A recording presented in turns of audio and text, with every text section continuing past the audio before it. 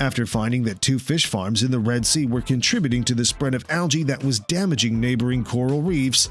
The Israeli government decided to dismantle the fish farms. Number 5. Farmed fish endlessly strive to get out of their dreadful environments. In the North Atlantic region alone, up to 2 million runaway salmon escape into the wild each year.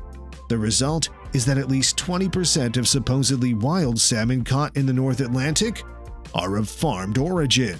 Fish that have escaped their natural habitat may breed with wild fish, which can dilute the gene pool and have a negative impact on the native fish population. Hybrid salmon embryos, for example, have a far lower survival rate compared to their wild counterparts, and adult hybrid salmon often die before their purebred cousins. This pressure on wild populations further hurts predators who rely on fish, like bears and orcas. Number 4. The Twisted Jevons Paradox.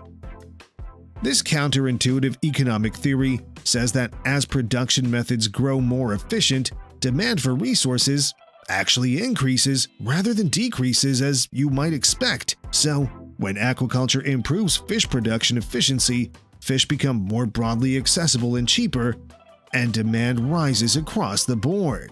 This drives more fishing, which hurts wild populations.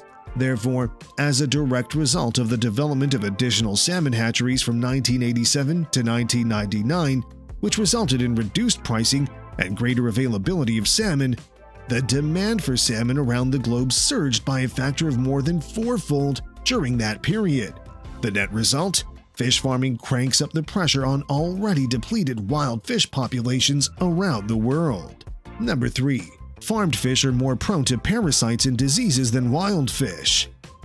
The controversy surrounding farmed fish is nothing new. For years, experts have warned of the potential dangers of consuming this type of seafood. Recent studies have shown that farmed fish are at a higher chance of getting diseases and parasites than their wild counterparts. Farmed fish are raised in large tanks or pens to increase production. Unfortunately, this often leads to overcrowding and poor water quality, which can increase the risk of disease and parasites. Additionally, poor farming practices such as overcrowding or using contaminated feed can also increase the chances of infection in farmed fish. Wild-caught fish don't face similar risks. They live within a natural ecosystem where there's plenty of space for them to move around freely, as well as access to cleaner water sources and fewer parasite-carrying carriers such as mosquitoes and snails. Number 2. Farmed fish can taste and feel different. When it comes to seafood, there's nothing quite like fresh fish.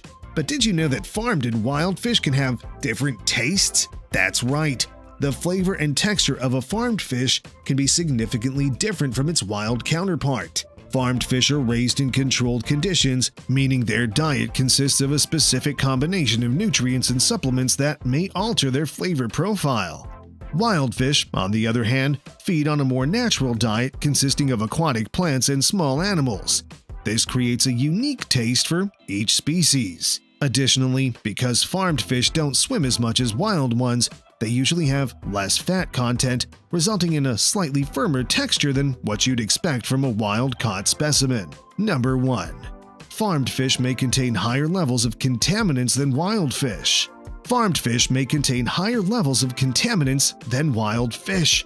A worrying thought for those who enjoy their weekly sushi fix. According to recent research, farmed fish are typically exposed to higher concentrations of certain environmental pollutants, such as mercury, compared with samples from the open ocean. The study, conducted over the past 4 years by scientists at the University of Miami, found that pollutants in farmed fish were, on average, 20% above that of wild-caught samples. This discrepancy is thought to be due to the high density and manure runoff associated with aquaculture farms, making it easier for pollutants to travel into nearby water systems and contaminate feed. Considering the parasites, escapes, and increased demand that threaten natural populations, as well as the illnesses, toxins, waste, and misery left behind by fish farms, the sustainability of fish farms becomes a fishy story. And, just maybe, as George W. Bush hoped in a moment of unintentional comedy, the human being and fish can coexist peacefully.